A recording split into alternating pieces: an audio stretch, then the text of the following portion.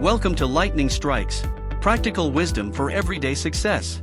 Interviews with magnificent minds, where listeners are struck by awesome ideas to help inspire change in their business and lives. Your host, Linda McCabe, award-winning business leader, coach, celebrated author, and renowned speaker, will use her years of experience and thought-provoking questions to guide guests to highlight their proven strategies and remarkable revelations that have led to their success. As our guests share these experiences, you will find that you can relate and become pleasantly engaged in these insightful discussions.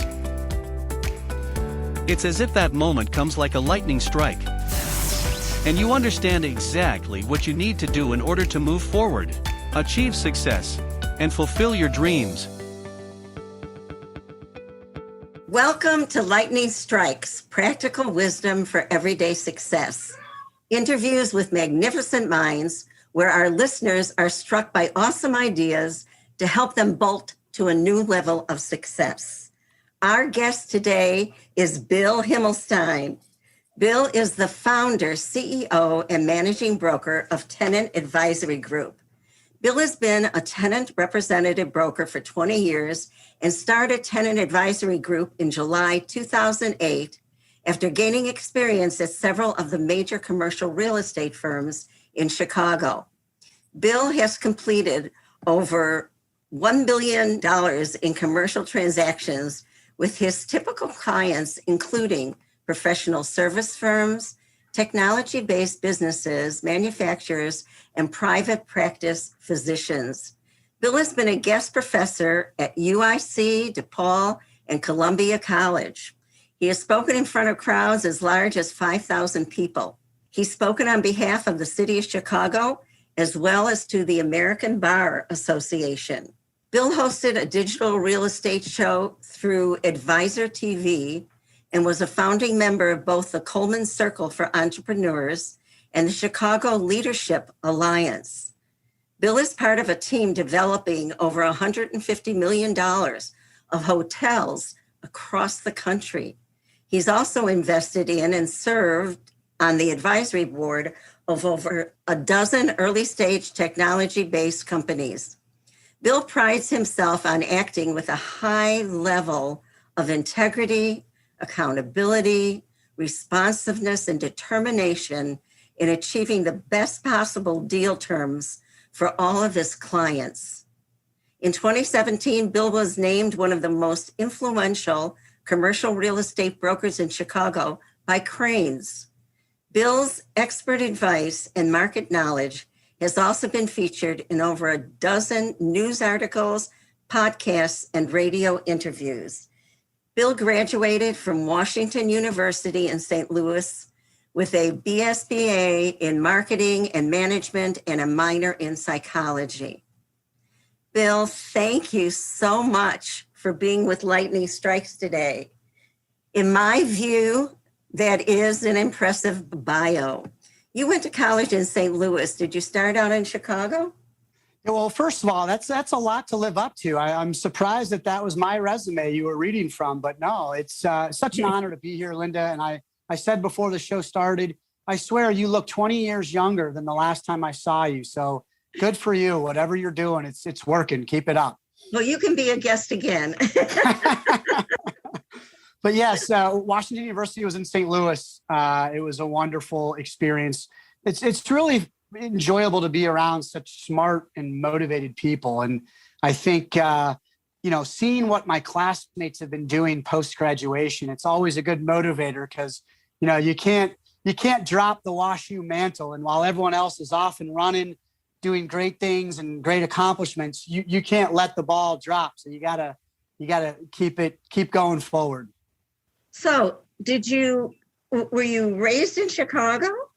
I was raised in Kansas City. My family is still there. My parents, I've got an older brother who's married with 3 daughters. And a lot of my cousins and uncles and aunts live in Kansas City still. So I've said I've been going north and east throughout my life. I think Canada is going to be the next stop for me. But what brought you to Chicago? So to be perfectly frank, my father, who taught me a lot of the business principles that I practice to this day, he had a small business that he ran in Kansas City. And the way that he did things and the way that he treated people led him to have a very good reputation, right? He was honest. He acted with integrity. He treated people with respect. He did what he said he was going to do. It's just simple things like that he passed along to me. But I always felt that if I went back to Kansas City, there would have been a lot of, oh, you're Harry Himmelstein's son, you're hired. And I had a very fortunate upbringing. My parents were loving. They valued education. I had all the things that I needed: clothes, food, shelter, love, education.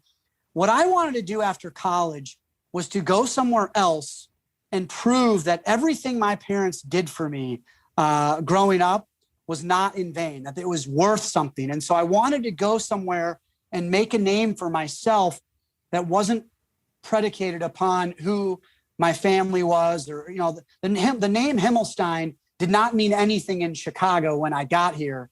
And hopefully after my kids come around, maybe it will mean something to the greater part of the city. So we'll see about that. Still a work in progress.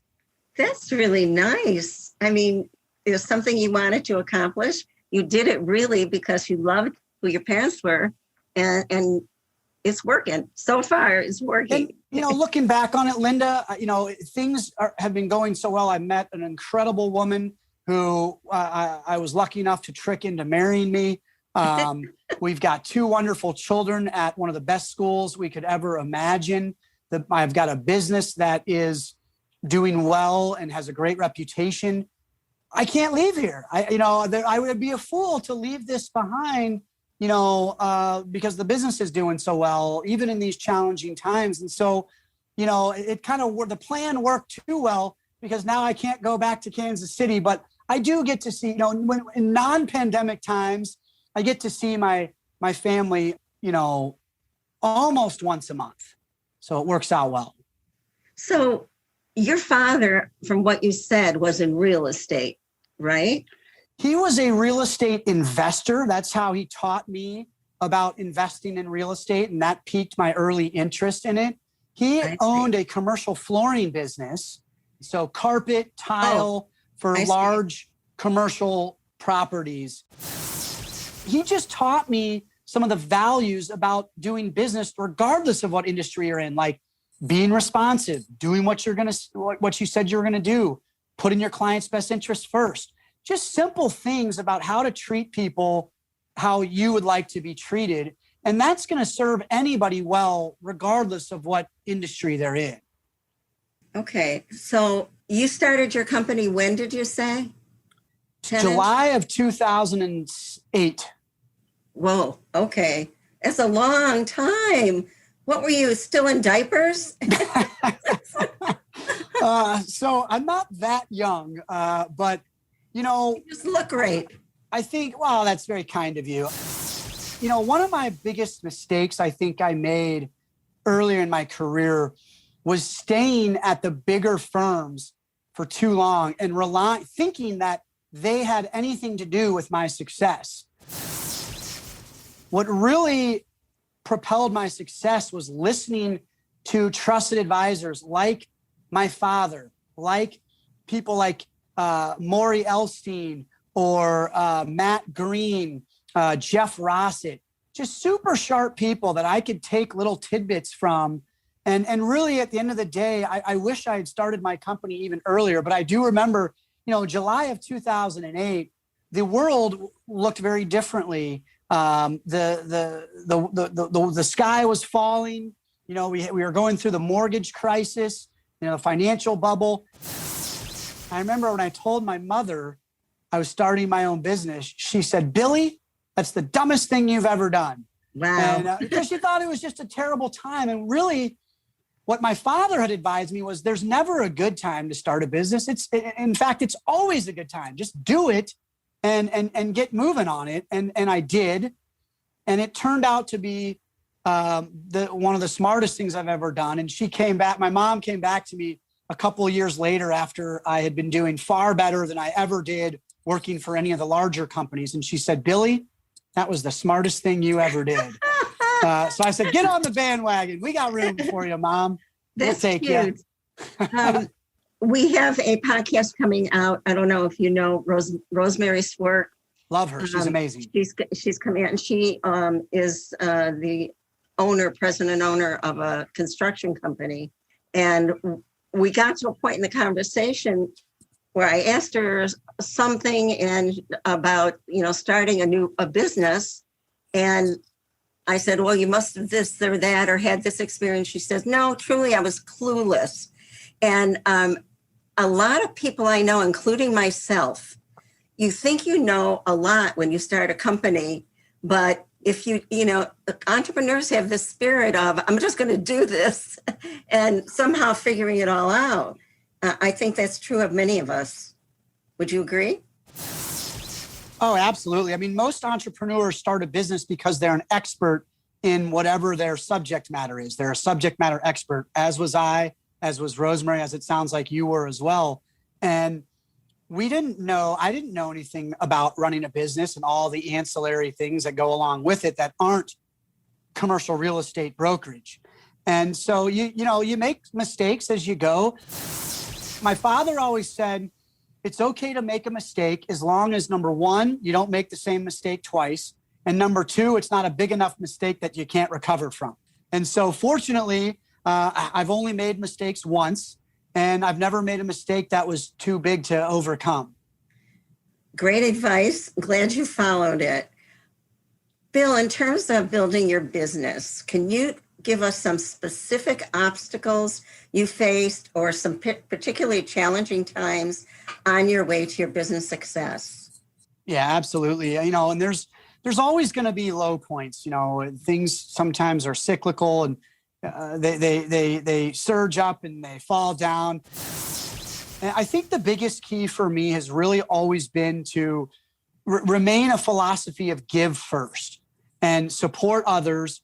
Do what you can to support the growth of other people's businesses, and it always seems to come back around. I've always been focused on, one of the big challenges from going from the big corporation to starting my own was the big corporation. All they want you to do is chase the transaction, right? They don't want you to talk to anybody that doesn't have a transaction in the near future. I took a step back and took the time to build relationships which were rooted in giving, and started with me trying to support that person on the other side of the table. And I think there were times when that, philosophy might come into question, because any strong giver will tell you for every 10 referrals they give, they only get one, maybe two in return. And I've questioned that philosophy at times where maybe there weren't as many opportunities coming in the door, but I was still spending a lot of time supporting the growth of other people's businesses and making referrals for them. But it always has seemed to come back around. And, when you do things to support others, like supporting executives in transition or supporting startups in raising money and getting in front of investors and private equity and family offices, or just referring other business owners new clients, those people tend to remember you over time, and opportunities do come back around. But certainly there's always challenging times. We're in one right now.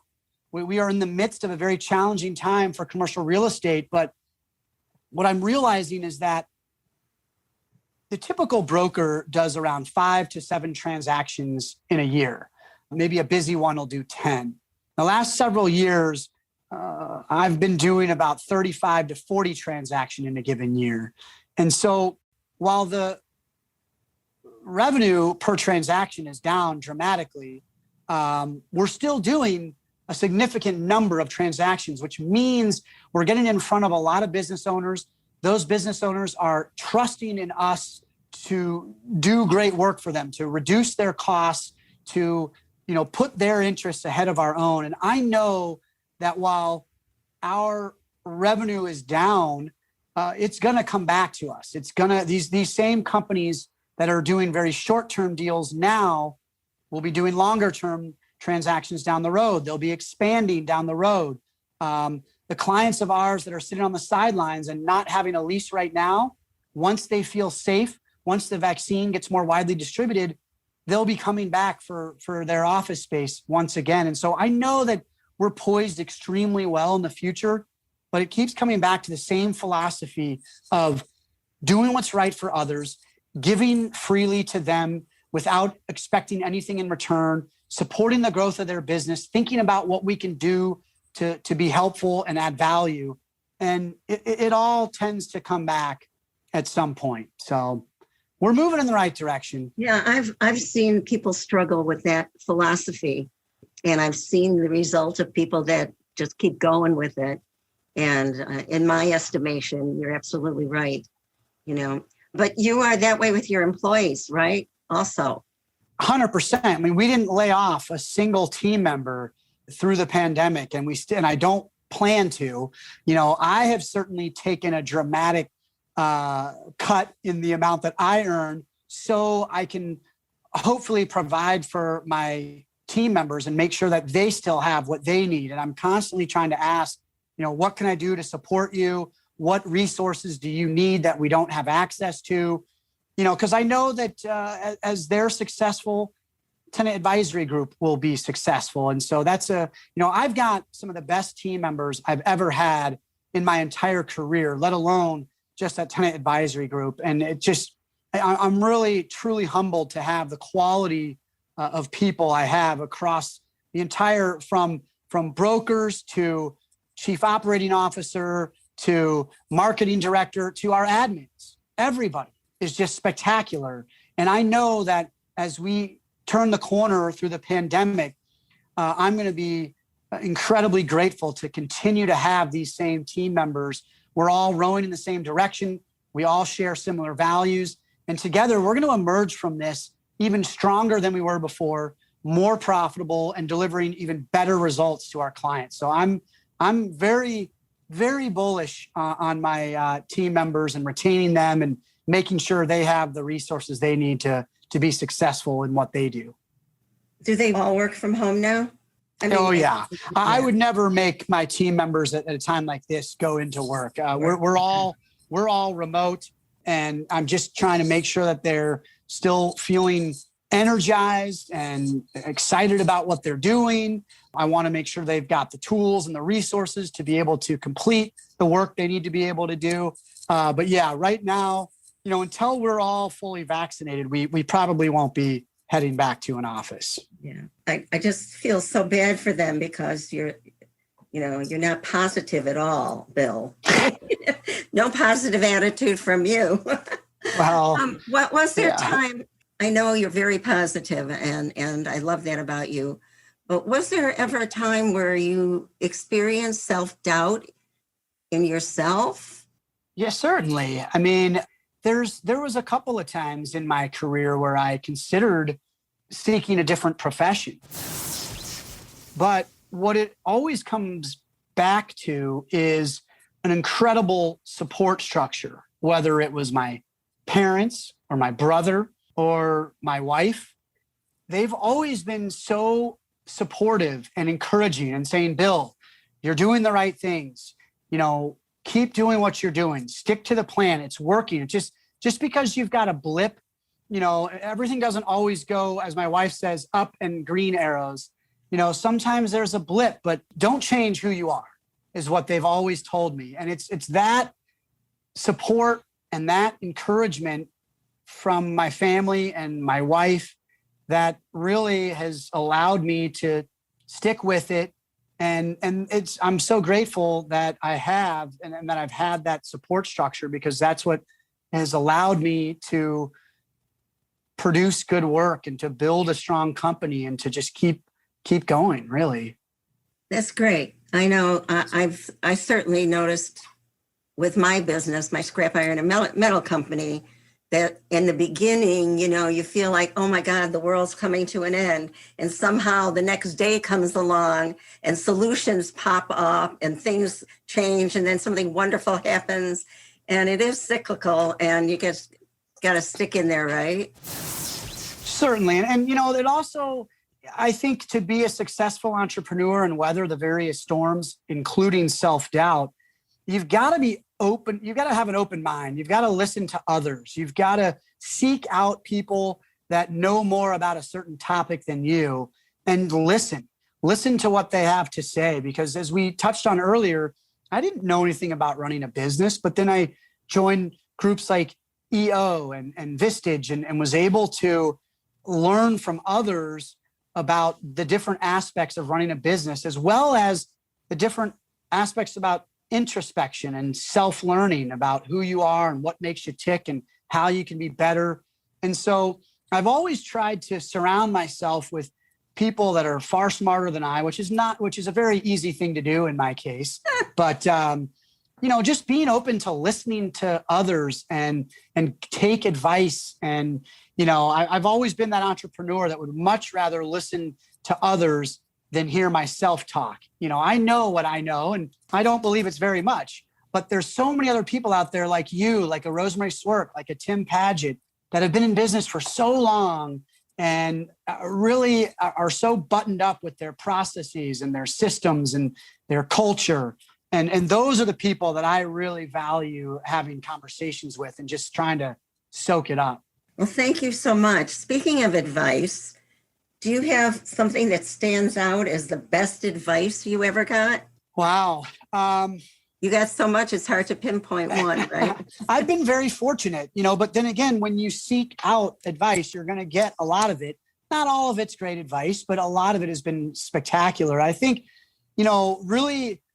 I've really cherished a lot of my conversations with Maury Himmelstein. I've nicknamed him the godfather of networking, because he's the original giver's gain and the guy that's taught me so much about how, paying it forward. And if you can selflessly give to others, it will come back to you in the end. I really believe that the best thing I've ever done in my career, the best advice I've ever gotten is really about, don't worry about selling your product or service to people, but really try to understand what their challenges are as a business owner or who their ideal clients are. And if you can work to support the growth of their business by supporting them in solving their challenges, overcoming their challenges, or in providing them with opportunities to win new clients, at the end of the day, that's going to mean more to those people than if you tell them how great you are at your product or service. And I've really taken that to heart from Maury and my father, who early on was telling me I've got a network. I didn't understand what networking meant at the very beginning. I thought it meant go into a room and collect as many business cards as you could. But really what my father and what Maury were telling me was understand how you can help someone and do it. It might have nothing to do with your core expertise or your revenue generating activity, but find out how you can support someone and do that. That's how you're going to become a partner rather than a vendor. And that's how you're going to build long-term trusted relationships that'll be valuable in the end. Isn't that time consuming? It's very time consuming. And I remember when I was younger, I used to think to myself about Maury. Well, that's his job, is to make connections for others. I don't have that kind of time, until I realized I needed to outsource most of the things that I was doing, and the ways that I was spending my time weren't as efficient. So I outsourced most of the activities so I can spend the vast majority of my day thinking about other people, thinking about what I can do to get them in front of new opportunities, thinking about how I can get their startup in front of potential investors, or thinking about executives in transition and where there might be opportunities for them to have a new company to work for. But the more time I spend thinking about how I can support others and the growth of their businesses, the more opportunities that seem to come in the door. It sounds very fulfilling. I enjoy it. It really is, Linda. I mean, when it's funny when I walk into a room or when I run into people that I know, they're all running up to me thanking me for something that I've done for them. That's a wonderful feeling to have people, oh, that person you introduced me to, they're now a huge client. Or I went to that executive luncheon you were hosting and I met somebody and now, I use them for such and such. Or, I can't believe I was introduced to you when I was out of work and that company you introduced me to, I'm now working for them. Or, it's such a great feeling. And it's very fulfilling, let alone when we actually provide our core competency of commercial real estate to people and they say, oh, Bill, we had such a great result and you saved us so much money and we love our space. Of course, that it all feels really good. I'm very fulfilled. Yeah, that's great. I know that, when I was coaching people starting up their businesses, they were very frustrated about that philosophy because they got to bring in business and they're saying, they didn't understand that concept. And neither did I for a long time, because that's not how I was in my other business. But when I came into this business that I've done for the last 20 years, I had to learn that. So it's really good advice. Actually, I was going to ask the best advice you ever got, but that was from Maury, right? It was. Yeah.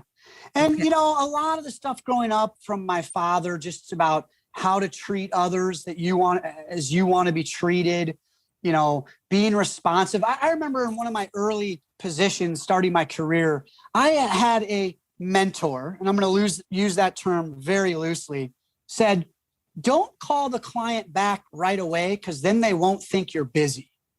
I'm like, this blew my mind. This guy was playing elementary school games with his clients. And I'm thinking to myself, clients aren't calling you because they want to call back in a week. They're calling you because they've got a problem or a question that needs a solution or an answer right now.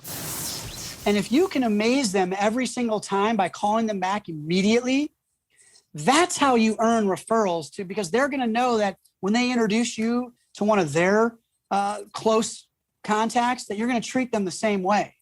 And that's the same thing about, setting proper expectations and then meeting or exceeding them. I mean, I can't tell you how many times in my career someone has said something as simple as, okay, I'll get this to you by tomorrow. Tomorrow comes and goes and I don't get it. Well, and nor do they tell you any reason about why you didn't get it and when you're going to get it. I'm thinking to myself, you set the expectation that I was going to get this tomorrow and I didn't get it. So that burns trust. It means I'm going to not believe the things that come out of your mouth anymore. And so I'm trying to be as honest and as truthful as I possibly can. I've lost deals before because I've said to a client when they've been trying to sell their building, I say, look, if you want to sell it in a timely manner, it's going to go for $2 million, let's just say. And a competitor will, just because they want to get the deal, they'll say, we're going to sell your building for $3 million. The client says, well, wow, I like 3 million more than 2 million. And then what happens is a year later, after several price reductions, they sell the building for $2 million. And I've gotten multiple calls from lost clients that said, Bill, you are exactly right.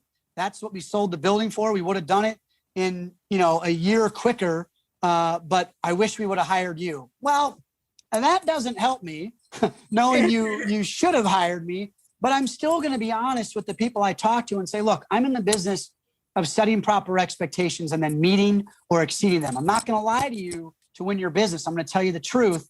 And, if you want to list it for hire, I'll list it for whatever price you think we should list it for, as long as they're in agreement that when we get 0 inquiries and we don't go under contract by a certain date, we list it at the price we said it was going to sell at. And so, it's just about being honest with people. It doesn't always work. I have lost transactions because I've been honest, but the next time that those folks have a real estate need, they're going to call me. And they usually do. Well, I think that when you start playing games or you start to lie, it's very, very hard to keep up with it. 100%, Linda. You lose track of what you said to who, and it's not worth the trouble of figuring it out. It's so much easier to just be honest. So I totally agree with you. Okay, so I think that you've answered some of these questions that I have for you. If there's something that's singly most important, a single most important factor in reaching success. But I think you've said it. It's honestly telling people the truth and being prompt and doing what people would like, how they would like to be treated. Is there anything else that you can add?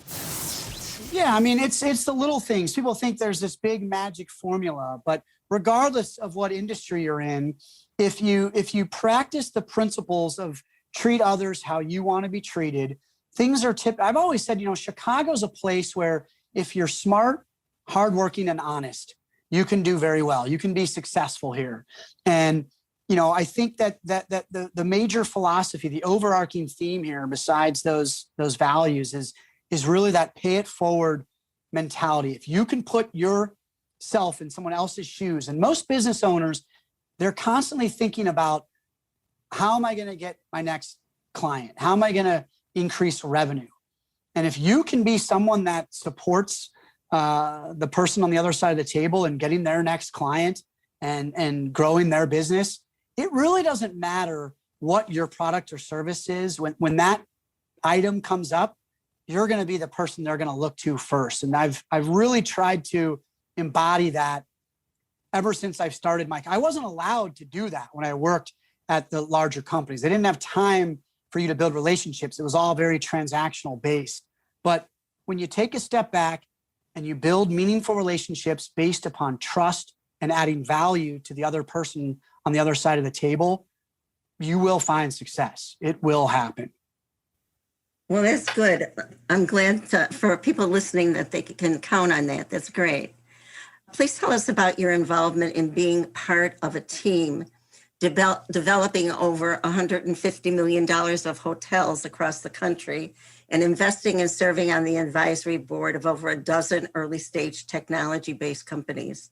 Sure. I think it comes back, both those two segments come back to being someone that just wants to serve as a productive resource, a meaningful resource for others. And I'll first talk about the hotel development. The gentleman who started this, a really incredible human being by the name of Mark Meyer at E&M Strategic Development, he came to me with this idea that he was going to go to smaller tertiary markets, to the local governments, and saying, we need you to help us fund this project, but we want to bring a hotel to your village or your city. And I thought to myself, number one, this doesn't sound like it's going to work. And number two, I said to him, Mark, I don't know anything about developments and I don't know anything about hotels. And he said, Bill, that's exactly why I want on my team, because you're honest. It's about your relationships and your network and the fact that you're going to push through and learn what you need to learn. You're going to be upfront and honest with me and tell me how it is. And, since then we've completed our first hotel, which is right outside of Lake Geneva, Wisconsin, in Elkhorn. And it's doing surprisingly well, even during the pandemic. We've got a signed development agreement with the village of Skokie, and we're going to hopefully be breaking ground on a 180 room Homewood Suites there at in the springtime. The one in Elkhorn is a Holiday Inn Express, and we're talking to a few other municipalities and cities in the area. But it's really been an amazing learning experience. It's exciting. It's very exciting, and it's fun. I'm going up there actually on Wednesday. I'm going to take my family skiing at Wilmot, and we're going to stay at the hotel. And my boys are so funny. They're saying, oh, do we get to stay at our hotel? I said, well, we own about maybe one chair in that hotel, but we will sit on that chair, and it will be a wonderful chair. But no, it's really been interesting to see how the team has come together and how this guy, Mark Meyer, the general partner, has put together just such a spectacular group of individuals. And I'm just humbled to be a part of it. And while he would maintain that I'm bringing a lot of value, I feel as if I'm learning more than I'm giving. But it's been an incredible experience I'm honored to be a part of. And then same thing with these early stage startups. At first I'll have a conversation with them. They think that they're talking to a sales a salesy real estate broker that just wants to talk real estate. And instead I end up learning about their business and their technology and saying, I've got a couple of investors I think would be very interested in this. May I introduce, you to them? And they end up getting in front of investors that they never thought they could get in front of.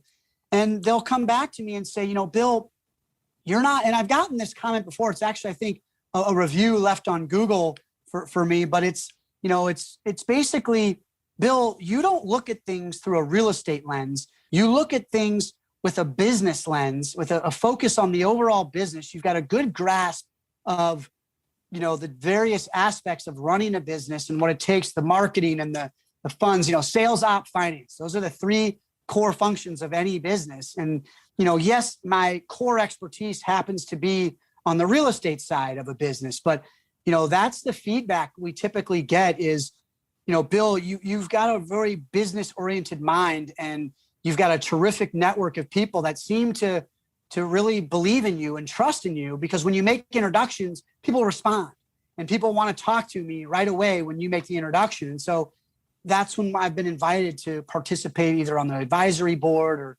things of that nature. And I'm always honored to do that. It's very humbling to be a part of those teams and see others be successful. Sounds wonderful. And it sounds like you're loving every minute of it. It's fun. It's interesting. It's exciting. And, Maury Himmelstein always says, what good is a network if you don't put it to use? If you know all these people, well, what's the point if you can't put them to work in helping others in your network? And, a rising tide lifts all boats. Supporting others in the end is good for lots of different people. If a company can grow, they're going to need HR, they're going to need insurance, they're going to need banking, they're going to need legal, they're going to need accounting, they're going to need real estate. And so when you support the growth of these other businesses, they're going to need all these other professional services, marketing, all sorts of things that are going to be needed. And it's just helpful to the community at large. It makes sense to me. You are a family man with a beautiful wife and two young boys, and they must keep you busy in addition to your marketing endeavors and business and all these other things that you're involved in. What do you do to let off steam or just relax? And if so, do you find it difficult? No, I'm very good. First of all, I delegate as much as I possibly can. So I'm able to walk away and set things down to spend as much time as I possibly can with my family. But my father-in-law had asked me not too long ago, he said, Bill, what are your hobbies? What do you do when you're not working? And I said, right now my hobbies are my 8-year-old and my 5-year-old and my wife. Like that's what when I'm not working, I'm hanging out with them and I'm having a blast. They're so much fun. They're growing so fast. Everyone always tells me, it's going to be over in the blink of an eye. They're going to be grown and off to college. And so enjoy it while you can. Yes, it goes so fast. It goes so fast, right? And so I'm just trying to soak it up as much as I can. I remember some of the great advice I got when I was right before I became a father. I was so nervous. And I was like, how do you do this? How do you be a father? And somebody said to me, Bill, the best thing you can do is just be present, be there, be available. And so, I really strive not to, one of the things I love doing, I take my kids to school every day. And usually most days when they get home from school, I'm able to hang it up and spend time with them. But I really crank it out when I've got my work time. But when I'm not working, I'm going sledding with my boys, or we're running around the park, or playing hot lava, running around the neighborhood where you can't step on the concrete. You've got to stay on the grass. But just any sort of opportunity, I read, my boys and we do a ton of reading together. And I just try to cherish that, because I know, my 8-year-old's already doing his own reading. And so I've got my 5-year-old who he loves it when we read to him. And so I try to spend as much time with my family as I possibly can. That really energizes me, gives me a lot of joy to make them laugh and to see them smile and to see them learn new things and grow. And so that's really where I derive a lot of enjoyment. Do you do any reading just for you? I will say I've dropped the ball fairly significantly since I've had children, because I'm either with them And when I'm not with them, I'm probably, a lot of times after I put my kids to bed, I might do some more emails. But, one of my favorite books of all time is The Secret of Shelter Island. And that book's a lot about attitude and how to remain positive. You've probably noticed, and you've commented during the podcast how I'm very go positive. Pick up that book now. It's a tremendous book because it really is. It's all about how, we as human beings have the power to choose. Viktor Frankl and The Man's Search for Meaning is another great book about how we have control over our minds. We can control our outlook on things and remaining positive and happy versus, sad and thinking, oh, woe is me. And so, those are some books that I tend to revisit fairly regularly when I have the opportunity. You're able to do that on a consistent basis, right? Remain positive and oh yeah. I mean, I will say sorry for yourself or any of that. Yeah, I just, when I do feel down, I always just try to reset by counting my blessings and thinking about the things that are positive and good and the things that I'm grateful for in my life. And that really serves to reset me in a more positive, grateful mindset. I mean, that's the key is being grateful versus, oh, I wish I had what my next door neighbor had, or I wish, I had what these people on social media are posting. And I think it's very important to remain grateful for what you do have, because like in Man's Search for Meaning, or in the other book that I mentioned, which I, of course, just blanked on. Shelter Island. Thank you. The Secret of Shelter Island.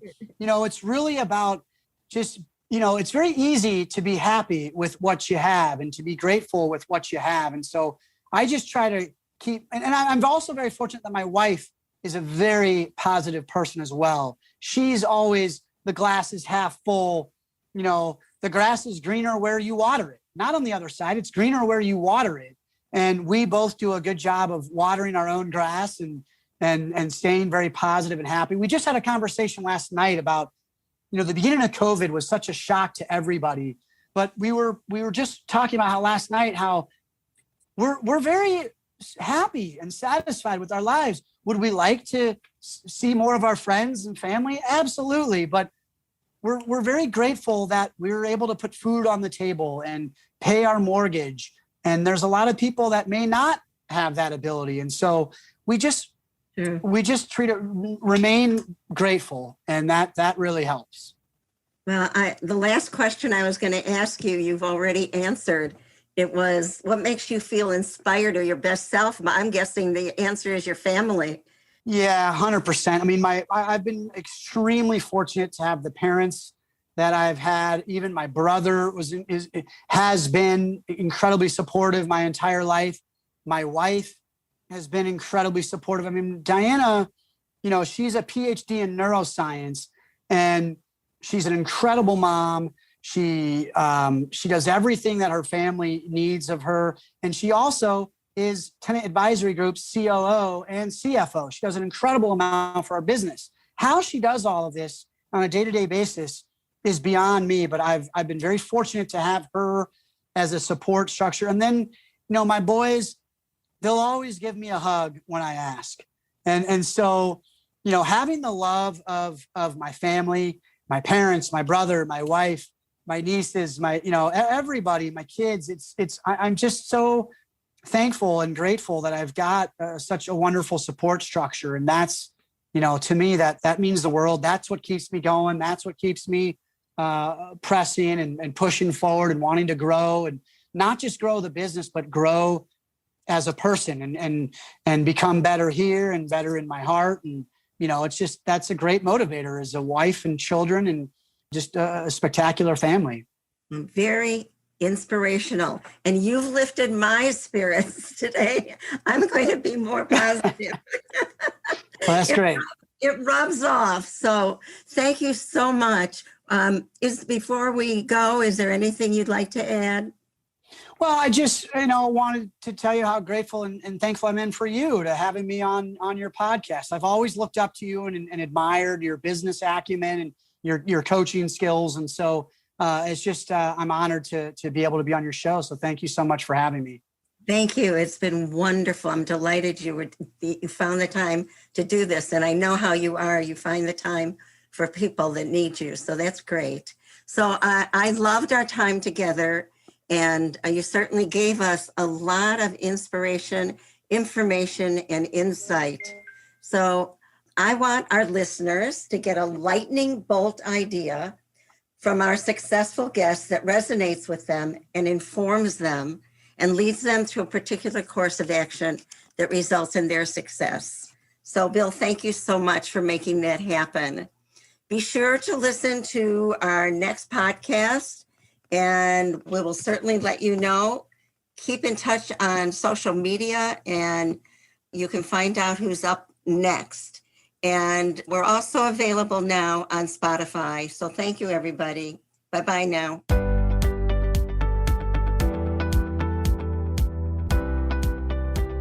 You have been listening to the Lightning Strikes podcast. Join us next time as our host, Linda McCabe, uncovers more lightning bolt moments that will lead you to success.